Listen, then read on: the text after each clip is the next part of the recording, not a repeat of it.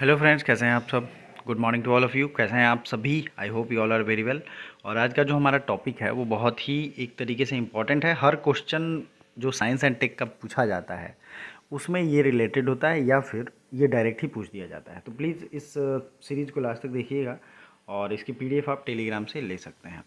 Vitamin का जो है नाम और उनका रासायनिक नाम देखते हैं। विटामिन ए का सबसे पहले कहते हैं रेटिनॉल। इसका ट्रिक ये होता है कि विटामिन ए की वजह से ना रतौंधी होती है, तो रतौंधी और रेटिनॉल आप एक साथ जोड़ के आप इसे याद कर सकते हो। नाइट ब्लाइंडनेस, ठीक है, नाइट ब्लाइंडनेस। अब इसके स्रोत हो जाएंगे गाजर, दूध, अंडा और फल। फ्रूट्स जितने खाओगे ठीक रहोगे। विटामिन बी, इसमें बहुत सारे वेरिएंट होंगे बी में, तो सबका अलग अलग मैं ट्रिक दूंगा, ट्रिक से आपको याद हो जाएगा। ठीक है, तो थोड़ा दिल को थाम के रखना। Tricks are more useful. Tricks आपको बहुत ज़्यादा काम करेंगे आपको हर सभी एग्ज़ाम में। अब देखिए, विटामिन B1 जो है इसको थायमिन कहते हैं। तो पहले B1 तो आप याद कर लो, थायमिन, ठीक है। और इसकी वजह से जो होता है ना बीमारी, उसे बेरी बेरी कहते हैं। ये चीज़ तो बस आप याद कर लो, सेकेंड थर्ड का ट्रिक आएगा। तो विटामिन B1 में हो गया थायमिन, और जो बीमारी होती है उसका नाम है बेरी बेरी। नेक्स्ट देख लेते हैं विटामिन B2। इसको आप अगर ध्यान से देखोगे ना तो इसका नाम ही है राइबोफ्लोविन। तो पहला है अगर थाई थाई, तो दूसरा है राइबो। ऐसे करो, vitamin B1 thia, B2 ribo, B1 thia, B2 ribo. कहीं नोट कर लो, आप लिख सकते हो B2 राइबो। कमी होगा त्वचा फटे होगा, आँख का रोग होगा, स्किन प्रॉब्लम होगा। अगर B2 की कमी होती है तो ये तीन चीज़ें होती हैं, विटामिन B2। फिर B3 की बात करती हैं। इसको कहते हैं B3 को पैंटोथियोनिक एसिड। तो दरअसल यहाँ विटामिन B3 का ही था नियासिनिया निकोटिनामाइड।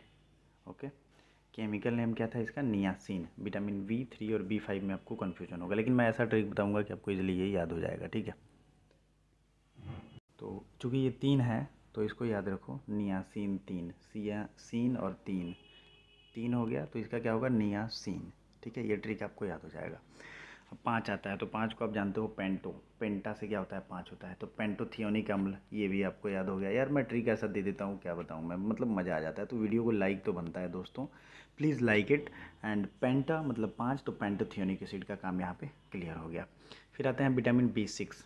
ये है पिरिडॉक्सिन। देखिए 6 ऑक्स, पिरिडॉक्स आया, कुछ कनेक्ट हुआ, पिरिडॉक्सिन और 6, ये हो गया पिरिडॉक्सिन और 6 एक दूसरे से कनेक्टेड लग रहे हैं, तो पिरिडॉक्सिन हो गया, पायरिडॉक्सिन, विटामिन B6। फिर आते हैं विटामिन H या B7, इसको भी कहते हैं। B7 को मैंने ऐसे ट्रिक लिया था 17, ठीक है, 17 होता है ना, तो इसको मैंने दिया बायोटीन। देखिए इसकी वजह से जो रोग होते हैं ना उससे आप इसको जोड़ लो। बाल गिरना मतलब बूढ़ा होना जल्दी से, ठीक है, चर्म रोग होगा तो बुढ़ापे में ही होता है, तो 7 के आगे टीन लगा दो, तो ये ऐसे भी होगा 17, तो टीन चला जाएगा बायो, मतलब बायोटीन। तो ऐसे नहीं होता है कि 17 के एज में किसी को कुछ कुछ खास बीमारियां होती हैं, तो वो बायोटीन की कमी से ही होती हैं, जैसे बालों का गिरना, चर्म रोग, ठीक है।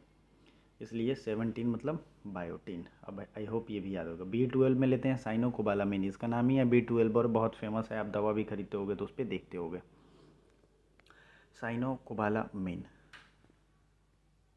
ये आपको ऐसे भी याद हो जाएगा। विटामिन B से क्या देखते हैं, अस्कॉर्बिक एसिड, ये आपको पहले से भी याद होगा। विटामिन D को कैल्सीफेरॉल होते हैं, इसमें एर्गो कैल्सीफेरॉल और एक और, इसका 2 वेरिएंट होता है, लेकिन आपको फिलहाल कैल्सीफेरॉल, कैल्शियम और विटामिन D आपको पता भी होगा। नेक्स्ट है vitamin E, tocopherol. Tocopherol vitamin E का नाम है, टोकोफेरॉल। और फाइलोक्विनिन होता है विटामिन K, फाइलोक्विनिन।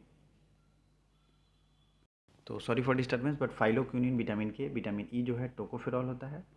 ये आपको याद रखने चाहिए, VVI है, इंपॉर्टेंट है। इतने शॉर्ट में ट्रिक्स हम कोई नहीं बता सकता, तो प्लीज़ याद कर लो, रट्टा मार लो दोस्तों, आपके लिए बहुत ही अच्छा होगा। Thank you so much for watching. Subscribe जरूर कर लेना, बेल बटन भी दबा देना।